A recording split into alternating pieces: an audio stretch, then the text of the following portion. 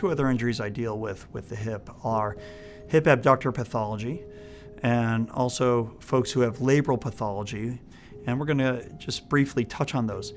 First, I'll start with the labral pathology. Like the shoulder, the hip has a labrum, and my explanation is if you're a mechanically minded person, it's like a gasket seal for the hip. It keeps fluid in the hip joint. You keep the fluid in the hip joint, and the friction is lower.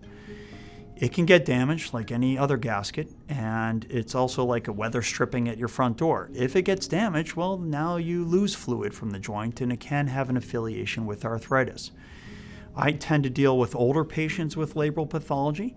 It doesn't always need a surgery. Many times we're able to mitigate this through non-operative means, but sometimes it does require hip arthroscopy, and I perform that in these certain cases as well, including labral repair and even making small changes to the shape of the femur and the pelvis, that joint space.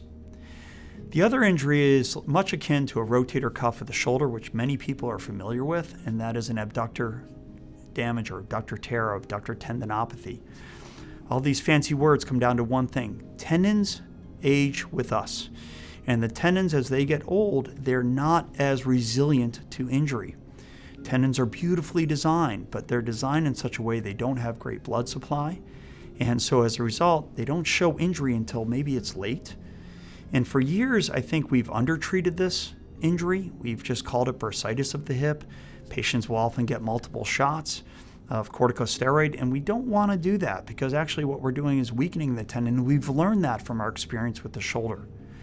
So I also offer some patients with this particular diagnosis repair of these abductor tendons.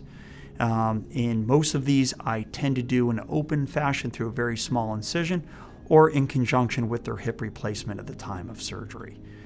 That is a very lengthy recovery, just like the shoulder, and patients sometimes get frustrated because it's actually longer than a hip replacement. And when you look at the implants involved in a hip replacement versus the implants involved in doing a open abductor repair, it doesn't make sense that it would take longer, but it's because, again, the nature of that tendon.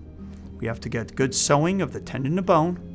We have to get the tendon to decide to heal, and then the muscle that's attached to that tendon also has to stop showing any signs of atrophy and get stronger.